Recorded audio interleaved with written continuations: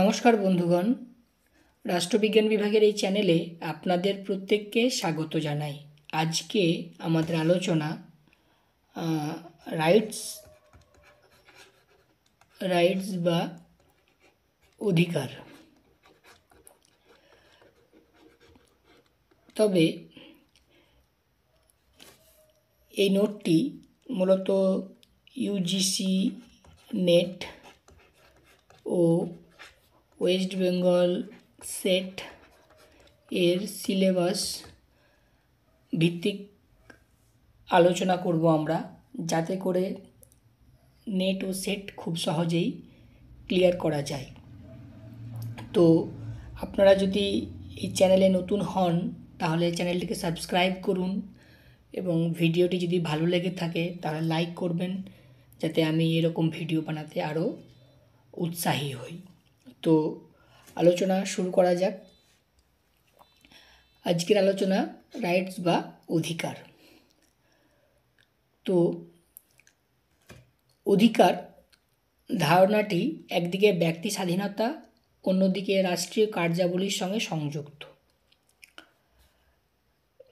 দেখো, অধিকার বলতে যেটা আমরা বুঝি সেটা হচ্ছে ব্যক্তির স্বাধীনতাকেই আমরা অধিকার বলতে বুঝি। অন্যদিকে রাষ্ট্রীয় কার্যাবলীর সাথে কীভাবে সেটা যুক্ত সেটা আমরা পরে আলোচনা করছি, যে কীভাবে আমরা এটা রাষ্ট্রীয় কার্যাবলীর সঙ্গে যুক্ত হতে পারে। অধিকার বিষয় হিসেবে ব্যক্তি আলোচনা ও তার ব্যক্তিত্ব বিকাশ জড়িত। লাস্কি সঠিকভাবে পর্যবেক্ষণ করেছেন যে অধিকার ছাড়া স্বাধীনতা থাকতে পারে না এবং প্রতিটি রাষ্ট্র তার অধিকার দ্বারা পরিচিত হয়। এখানে পরিচিত না হয়ে হবে পরিচালিত, ঠিক আছে? পরিচালিত। তো অধিকারের বেশিরভাগ ধারণা সার্বজনীন এবং সমতাবাদী, এক কথায় বা অন্য কথায় যেটাকে বলা হয় সকল মানুষের সমান অধিকার প্রদান করা। দেখো, আমি এই একটু আগেই যেটা বললাম যে ব্যক্তি স্বাধীনতা ও রাষ্ট্রীয় কার্যাবলী কীভাবে জড়িত, সেটা হচ্ছে যে অধিকার বলতে যেটা বেসিক্যালি বোঝায় সেটি হচ্ছে যে ব্যক্তির ব্যক্তিত্ব বিকাশ। যখনই আমরা অধিকার, স্বাধীনতা, তারপরে হচ্ছে সমতা বা ইকুয়ালিটি এরকম জিনিস পড়ব, সেখানে বেসিক কনসেপ্ট কী? বেসিক কনসেপ্ট হচ্ছে মানুষের ব্যক্তিত্ব বিকাশ, অর্থাৎ মানুষ তার যেভাবে স্বাচ্ছন্দ্যে চলবে, তার জ্ঞান গুণাবলী এগুলোকে বিকশিত করবে, তার যে পরিবেশ সেই পরিবেশটাকেই এক কথায় বলছে ব্যক্তিত্ব বিকাশের পরিবেশ। এবার কি বলছে যে ব্যক্তিত্ব বিকাশ কিসেরভাবে জড়িত? ব্যক্তির আলোচনার সাথে জড়িত। আমরা যেটা বললাম যে এটা মূলত অধিকার। আমরা অধিকার কাকে বলছি? যখন আমি আমার ব্যক্তিত্বকে সঠিকভাবে বিকশিত করার পরিবেশ হাসিল করব, সেটাই হচ্ছে আমার অধিকার। কারণ আমি যদি অধিকার না পাই তাহলে আমার ব্যক্তিত্ব কীভাবে বিকশিত হবে? তো এই বেসিক কনসেপ্টের ওপরেই এটা কিন্তু প্রযোজ্য। লাস্কি তাই বলেছেন যে অধিকার ছাড়া স্বাধীনতা থাকতে পারে না এবং প্রতিটি রাষ্ট্র তার অধিকার দ্বারাই পরিচালিত হয়। অর্থাৎ যে স্বাধীনতা আমরা এরপরে বা এর আগে আমরা পড়েছি স্বাধীনতা কী, স্বাধীনতার সংজ্ঞা, তারপরে সাম্য বলতে কী বোঝায়, ন্যায় বলতে কী বোঝায়। সব কিছুর মূল আধার হচ্ছে এই ব্যক্তিত্বের স্বাধীনতা বা ব্যক্তি স্বাধীনতা। এই ব্যক্তি স্বাধীনতাকেই আমরা এই অধিকারের মূল বিষয়বস্তু। এখন প্রসঙ্গ হচ্ছে যে রাষ্ট্রীয় কার্যাবলী কীভাবে এর সাথে সংযুক্ত। দেখো, ব্যক্তির স্বাধীনতা কার সাথে? ব্যক্তি স্বাধীনতা ব্যক্তি তার নিজের ওপর নির্ভর করে, কিন্তু যখন সমগ্র ব্যক্তির কথা আসে, একক ব্যক্তি ক্ষেত্রে এটা ঠিক রয়েছে, কিন্তু যখন সমগ্র ব্যক্তির ক্ষেত্রে আসবে তখন প্রত্যেকটা ব্যক্তি কীভাবে তার ব্যক্তিত্ব বিকশিত করবে সেটা কিন্তু নির্ভর করে রাষ্ট্রের উপরে। কারণ রাষ্ট্র সেই সমস্ত ব্যক্তি স্বাধীনতার লক্ষণগুলোকে সঠিক পথে পরিচালিত করে, যাতে সবাই সমানভাবে তার ব্যক্তিত্ব বিকাশের সুযোগ পায়। এটাই এখানে বলেছে যে এই কার্যাবলীর সঙ্গে এটা সংযুক্ত, এইভাবেই সংযুক্ত। তারপরে কি বলছে দেখো, এখানে বলছে ডেফিনেশন অফ রাইটস, অধিকারের সংজ্ঞা। এখন দেখো, অধিকারের সংজ্ঞাগুলো অনেকগুলো রয়েছে, আমরা এর পরপর আলোচনা করব, কিন্তু এই অধিকারের সংজ্ঞা প্রসঙ্গে বলি যে বিভিন্ন রাষ্ট্রবিজ্ঞানী যেমন বোসাঙ্কে, ল্যাস্কি, আরও নিচে অনেক রয়েছে, এরা প্রত্যেকেই তাদের অধিকারের সংজ্ঞা প্রদান করেছেন এবং সেখান থেকে এটা বাংলায় ট্রান্সলেট করা হয়েছে। কিছু কিছু ক্ষেত্রে ভুল হতে পারে, তো বেশিরভাগ ক্ষেত্রে তোমাদেরকে এই সংজ্ঞাগুলো মনে রাখতে হবে। মনে না থাকলে কিছুতেই এগুলো কিন্তু এগুলো এগুলো পরীক্ষায় আসবেই, এবং আসে কীভাবে আসে, একদম ডাইরেক্ট সংজ্ঞা হিসাবে আসে। চলো কি বলছে দেখো, বোসাঙ্কে কি বলছে যে অধিকার হলো সমাজকৃতক স্বীকৃতি এবং রাষ্ট্রকৃতক প্রয়োগকৃত একটি দাবি। ল্যাস্কি কি বলছে, ল্যাস্কি প্রকৃতপক্ষে অধিকার হলো সামাজিক জীবনের সেই শর্ত যার ছাড়া কোনো মানুষ সাধারণভাবে তার সর্বোত্তম সুযোগ সুবিধা লাভের চেষ্টা করতে পারে না। বার্কার অধিকার হলো ব্যক্তিত্বের সক্ষমতা বৃদ্ধির জন্য প্রয়োজনীয় বাহ্যিক শর্ত। দেখো এখানে আর একটা আলোচনা করে নিই। হল্যান্ড অধিকার হলো সমাজের মতামত ও শক্তির মাধ্যম একজন মানুষের অন্যজনের কর্মকাণ্ডকে প্রভাবিত করার ক্ষমতা।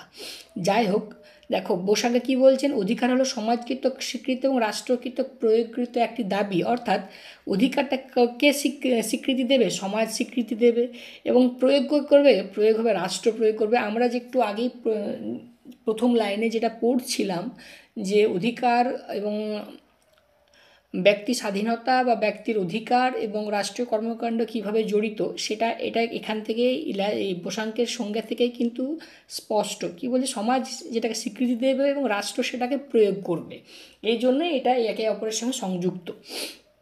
ল্যাস্কি কী বলছে, সমাজ জীবনের সেই শর্ত যা ছাড়া কোনো মানুষ সাধারণভাবে তার সর্বোত্তম সুযোগ সুবিধা লাভের চেষ্টা করতে পারে না। ঠিক আছে।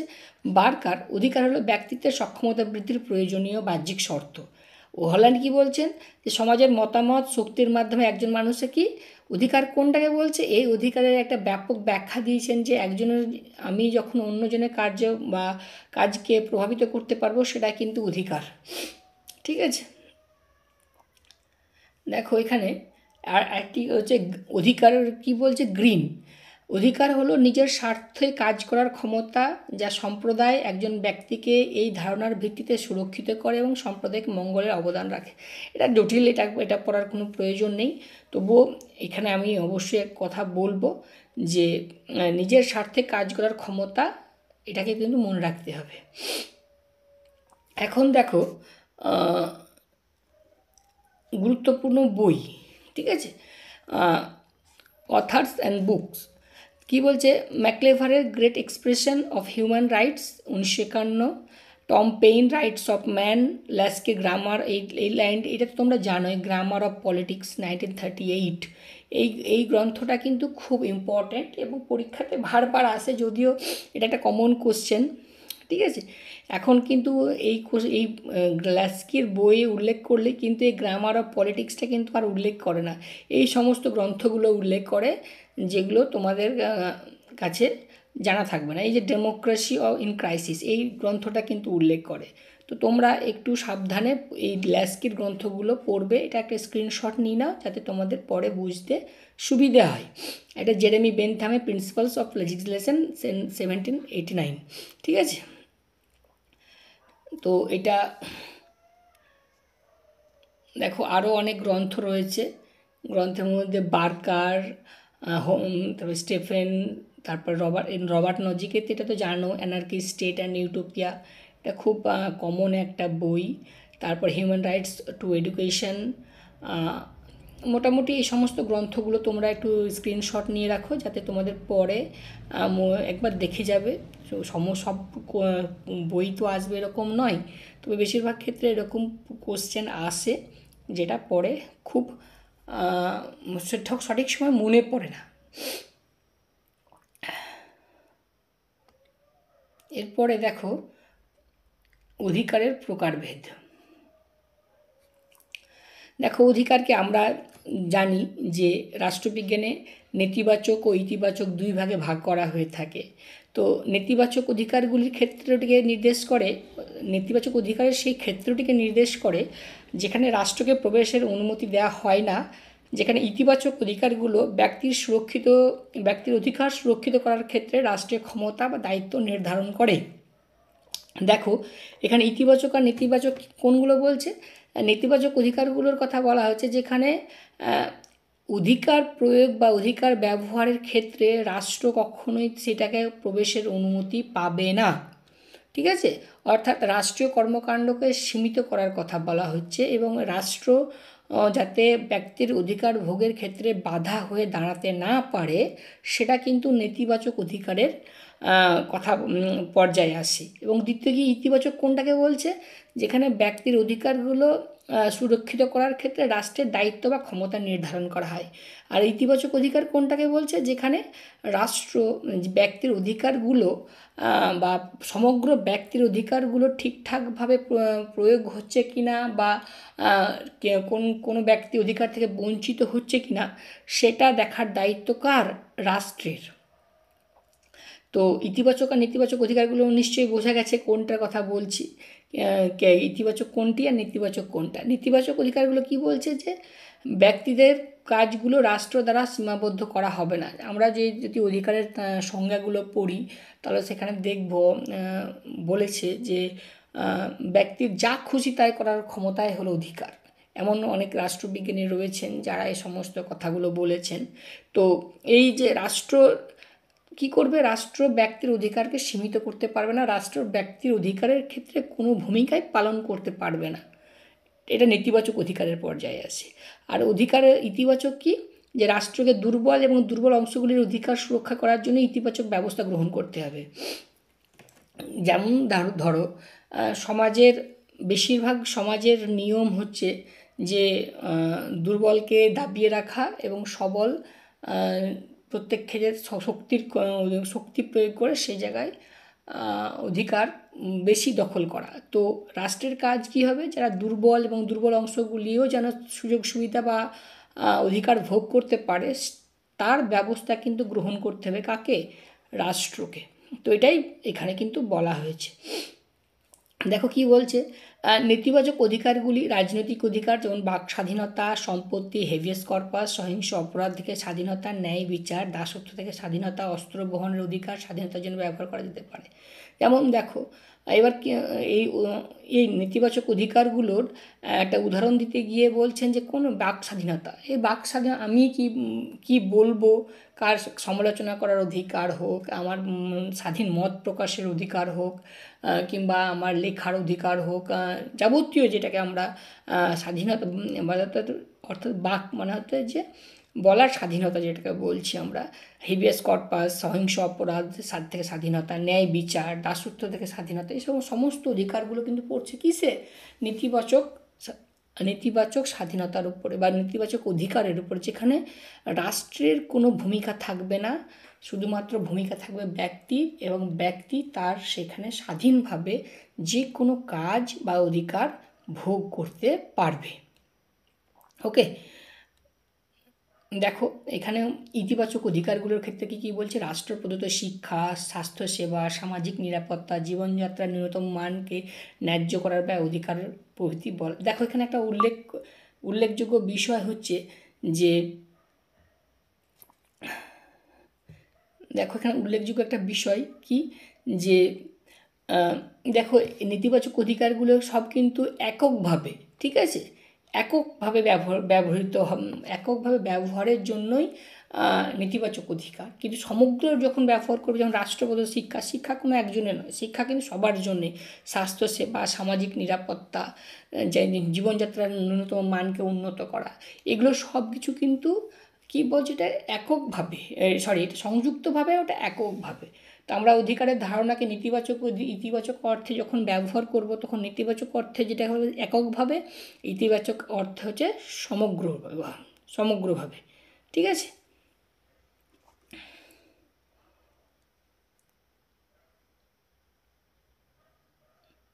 আচ্ছা,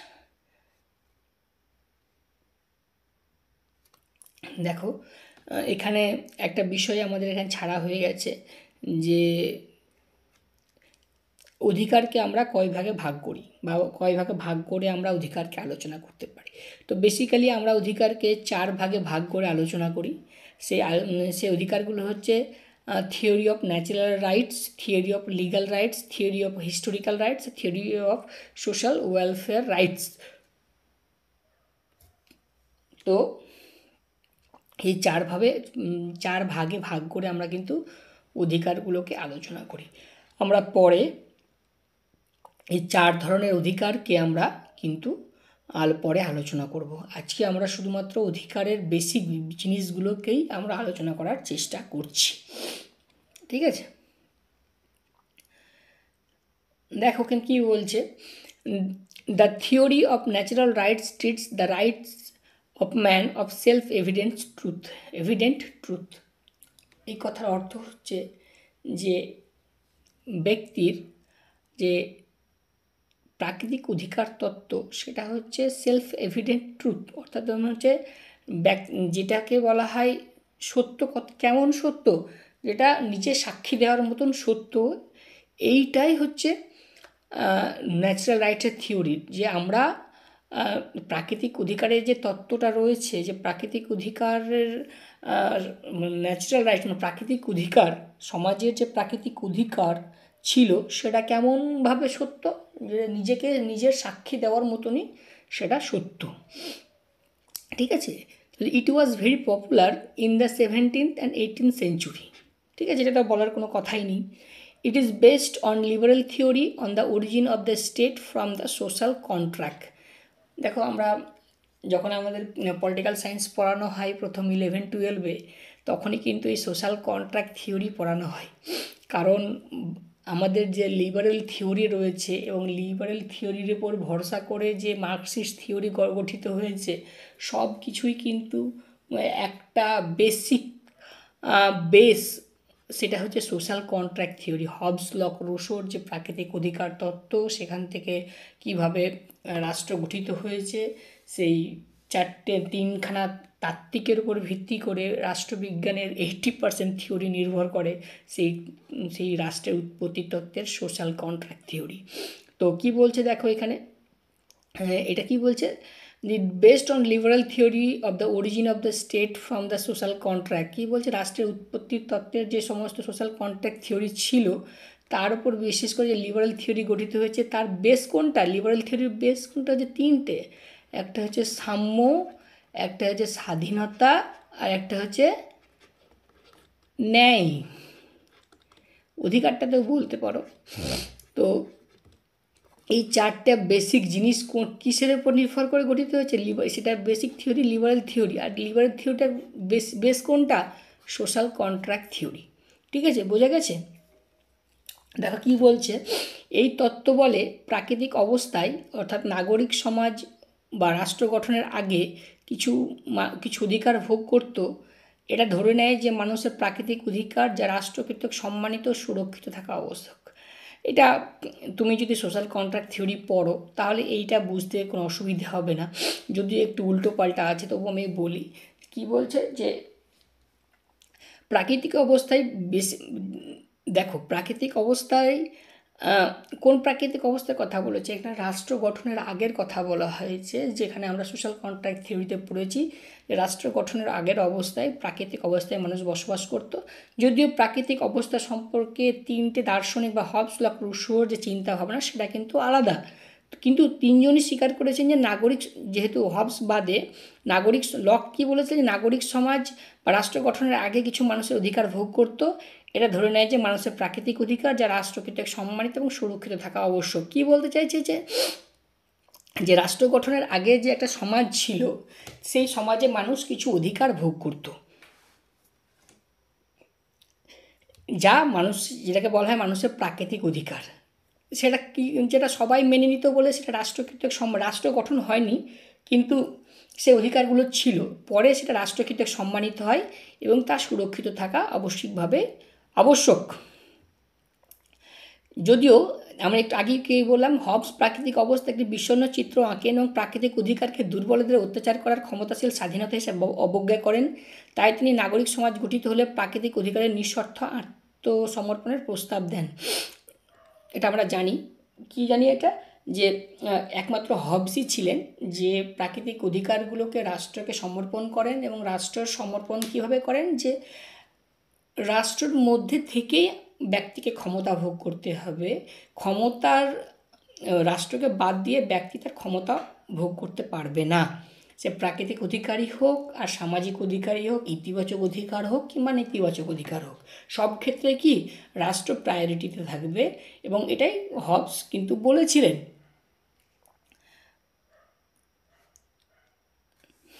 এবার কি বলছে দেখো, রুশো হলেন সামাজিক চুক্তি তত্ত্বের আরেকজন প্রবক্তা, যিনি প্রাকৃতিক অধিকারে ভিন্ন আলোচিত করেন। আমরা জানি যে রুশো কীভাবে প্রাকৃতিক অধিকারকে জেনারেল উইল, আমরা জেনারেল উইল ধারণা পড়েছি তো, তাই না? জেনারেল উইলের ধারণা পড়েছি। সে কীভাবে তিনি এই অধিকারগুলো ব্যাখ্যা করেছেন সেটাও কিন্তু আমরা জানি।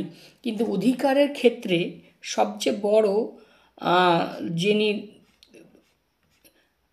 তার সংজ্ঞা প্রদান করেছিলেন বা তার ধারণা প্রদান করেছিলেন, তিনি হচ্ছেন জন লক। তিনি কী বলছেন? লক দাবি করেন যে মানুষ তার কিছু প্রাকৃতিক অধিকার, বিশেষ করে নিজের কাজের বিচার করার অধিকার, এই শর্ত সমর্পণ করেছেন যে তারা অন্যান্য প্রাকৃতিক অধিকার যেমন জীবন, স্বাধীনতা, সম্পত্তির অধিকার রাষ্ট্র কর্তৃক সুরক্ষিত থাকবে। যদি রাষ্ট্র এই অধিকারগুলো বজায় রাখতে ব্যর্থ হয়, তাহলে মানুষের অধিকার ছিল সরকারকে উৎখাত করার এবং তার জায়গায় একটি নতুন সরকার প্রতিষ্ঠা করার। সুতরাং লকি প্রমাণ করার চেষ্টা করেছিলেন যে প্রাকৃতিক অধিকারগুলি, অর্থাৎ প্রাকৃতিক অবস্থা থেকে প্রাপ্ত অধিকারগুলি কীভাবে শাসনের নীতিগুলির ভিত্তি তৈরি করতে পারে। দেখো, এই যে আমরা অধিকার নিয়ে এত আলোচনা করছি, সেই আলোচনার বেস কে তৈরি করেছিলেন? লক।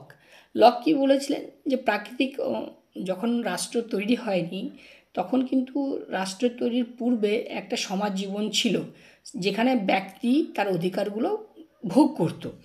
রাষ্ট্র গঠনের পরে সেই অধিকারগুলো কি করে, ধর এটা ব্যক্তি অধিকার, আর একটা হচ্ছে এটা রাষ্ট্রীয় অধিকার, ঠিক আছে? এটা রাষ্ট্র, এটা হচ্ছে ব্যক্তি। এখন দেখো কি বলছে যে এই রাষ্ট্র গঠনের পূর্বে একটা কী ছিল, একটা অধিকারের জায়গা ছিল। তারা নাগরিক সমাজের মধ্যে সে অধিকারগুলো ভোগ করত। কিন্তু যখন রাষ্ট্র নতুন করে গঠিত হলো, তখন ব্যক্তি তার অধিকারগুলো কাকে সমর্পণ করলো? রাষ্ট্রকে সমর্পণ করলো। কী উদ্দেশ্যে, কিসের জন্য সমর্পণ করলো? যে রাষ্ট্র ব্যক্তির অধিকারগুলোকে সুরক্ষিত করবে। সে যেমন জীবন হোক, স্বাধীনতা হোক, সম্পত্তির অধিকার হোক, যাবতীয় সব কিছু রাষ্ট্রকে অর্পণ করলে, এবং রাষ্ট্র তার বদলে কী দেবে? তার বদলে দেবে তাকে সামাজিক সুরক্ষা, তার ব্যক্তি স্বাধীনতা, তার অধিকার, তার সম্পত্তির সুরক্ষা ইত্যাদি ইত্যাদি। কিন্তু তিনি আরও বলেছেন যে রাষ্ট্র যদি তার এই অধিকারগুলো বজায় রাখতে ব্যর্থ হয়, তার এই ক্ষমতাগুলো প্রদান করতে ব্যর্থ হয়, তো তাহলে রাষ্ট্র কী করবে? রাষ্ট্র আবশ্যিকভাবে ব্যক্তি কী করবে? তার রাষ্ট্রকে পদচ্যুত করবে এবং তার জায়গায় একটি নতুন সরকার গঠন করবে। এটাই হচ্ছে অধিকারের মূল শর্তাবলী, কি? যে নতুন সরকারের প্রতিষ্ঠা করবে। বোঝা গেছে কি বলছি?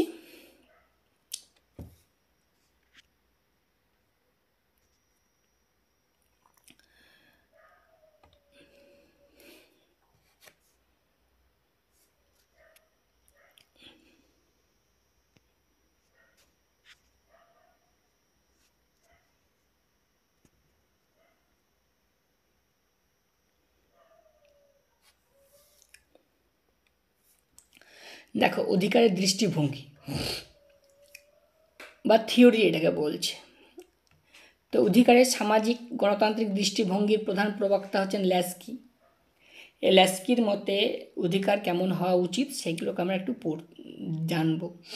দেখো, অধিকারের সামাজিক গণতান্ত্রিক দৃষ্টিভঙ্গি ব্যক্তি স্বাধীনতা ও সামাজিক ন্যায় বিচারের উদ্দেশ্য অর্জনের চেষ্টা করে। ঠিক আছে, অধিকার দ্বারা সর্বত্রভাবে প্রতিনিধিত্ব করা হয়। ল্যাস্কি অধিকারের নৈতিক ভিত্তিকে পুঙ্খানুপুঙ্খ তদন্ত করেছেন, যা একটি গণতান্ত্রিক কাঠামোর মধ্যে উদার এবং সমাজতান্ত্রিক মূল্যবোধকে একত্রিত অনুপ্রাণিত করে। দেখো, এখানে তিনি কি বলতে চাইছেন? ল্যাস্কি বলতে চাইছেন যে সামাজিক গণতান্ত্রিক দৃষ্টিভঙ্গির অধীনে ব্যক্তি স্বাধীনতা এবং সামাজিক ন্যায় বিচারের উদ্দেশ্যে অর্জনের চেষ্টা করা হয়। কি অর্জন চেষ্টা ব্যক্তি স্বাধীনতা অর্জন করবে এবং সামাজিক ন্যায় বিচারের অর্জনের চেষ্টা করবে। ঠিক আছে, অধিকার তত্ত্ব দ্বারা সর্বোত্তমভাবে প্রতিনিধিত্ব করা হয়। ল্যাস্কি অধিকারের নৈতিক ভিত্তিকে পুঙ্খানুপুঙ্খভাবে তদন্ত করেছেন, যা একটি গণতান্ত্রিক কাঠামোর মধ্যে সামাজিক মূল্যবোধের, যাই হোক এটা তোমরা একটু বুঝতে পারবে না, পরে আমি এগুলোকে আরও তোমরা পারলে এটাকে স্ক্রিনশট নিয়ে নাও। এটাকে আমি আরও ভালোভাবে তোমাদেরকে একটা অধিকারের যে মূল দৃষ্টিভঙ্গি সেগুলোকে নিয়ে আমরা আলোচনা করে নেব। দেখো এখানে কি বলছে, টিএইচ গ্রিন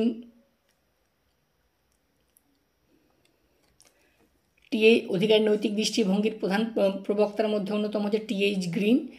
নৈতিক ভিত্তির উপর তার তত্ত্ব স্থাপনা করেছিলেন। নৈতিক ভিত্তি মানে আমরা আগে যেটা নৈতিক দৃষ্টিভঙ্গি পড়লাম সেটাই। তিনি কি বলছেন, তিনি জনগণের বস্তুগত চাহিদা পূরণের উপর গুরুত্ব সহকারে আলোচনা করেছেন। অধিকারের নৈতিক ভিত্তি হলো সকল নাগরিকের অধিকার নিশ্চিত করার ক্ষেত্রে সমান আচরণ করা। ঠিক আছে, এখানে বেসিক্যালি দুটো লাইন, একটা হচ্ছে বস্তুগত চাহিদা পূর্ণ করা এবং দ্বিতীয় হচ্ছে যে অধিকার সকল নাগরিকের অধিকার নিশ্চিত করা, যেটাকে সমগ্রভাবে বলা হয়। ঠিক আছে, এরপর দেখো মার্ক্সীয় দৃষ্টিভঙ্গি আমরা জানি, তবুও আমরা পড়ছি। স্বাধীনতা, সমতা, ন্যায় বিচার সামাজিক সংগঠনের ভিত্তি হিসেবে বিশ্লেষণ করেছেন, মানুষের অধিকার হিসেবে এর নিহিতার্থের সঙ্গে তুলনা করেছেন।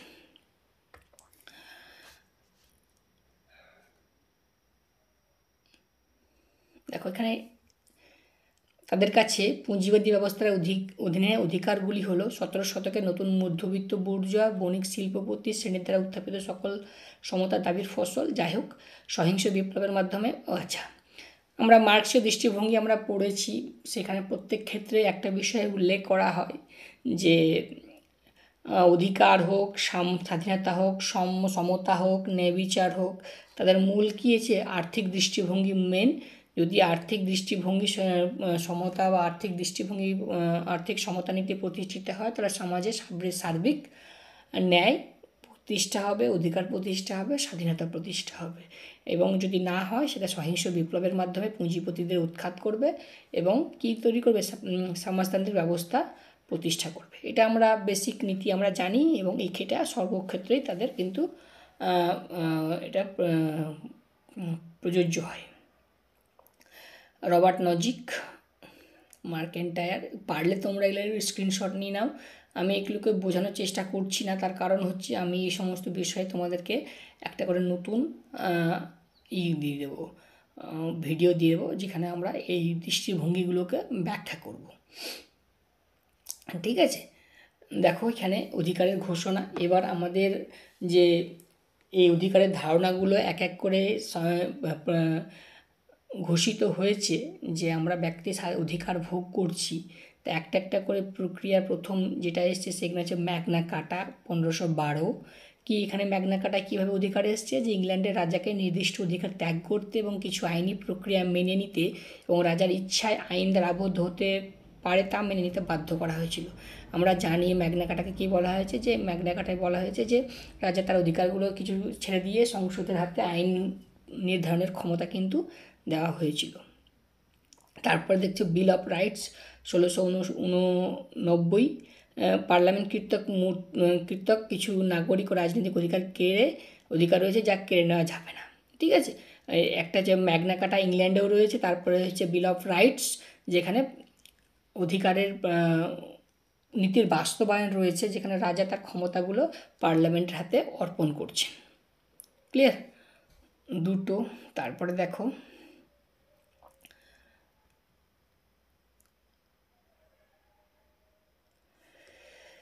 এখানে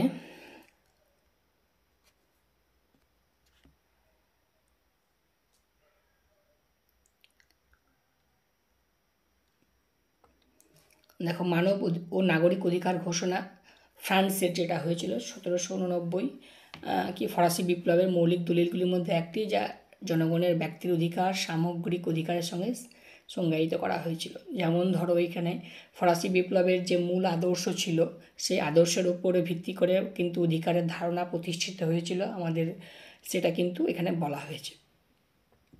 তারপরে মার্কিন যুক্তরাষ্ট্রের অধিকার বিল, প্রথম 10টি সংশোধনীর কথা এখানে বলা হয়েছে। তারপরে হচ্ছে লাস্ট হচ্ছে মানবাধিকারের সার্বজনীন ঘোষণা। এই মানবাধিকার সার্বজনীন ঘোষণা নিয়ে আমরা একটা ভিডিও বানাবো, যে এটা একটা বড় টপিক। তো এই অধিকারের ক্ষেত্রে মার্কিন যুক্তরাষ্ট্রের অধিকার বিলের যুক্তরাষ্ট্রের সংবিধানের প্রথম 10টি সংশোধনী এবং মানবাধিকারের বা হিউম্যান রাইটস 1948 সালে ঘোষিত হয়েছে, যেখানে সবার অধিকার স্থাপিত করা হয়েছে এবং ব্যক্তি স্বাধীনতা এবং ব্যক্তির অধিকারের উপর সর্বাঙ্গীন স্বাধীনতা দিয়ে অধিকারগুলো ব্যক্তিত্ব বিকাশের স্বাধীনতাকে মেনে নেওয়া হয়েছে। ঠিক আছে, তো মোটামুটি এইটা হলো অধিকারের ধারণা। এই অধিকারের ধারণা নিয়ে আরও দুইটি ভিডিও আমরা দেব, এবং এখানে তার প্রত্যেকটা ব্যক্তির রাষ্ট্রবিজ্ঞানীর যে চিন্তা ভাবনা অধিকার নিয়ে সেটা কিন্তু আমরা আলোচনা করব। তো ধন্যবাদ।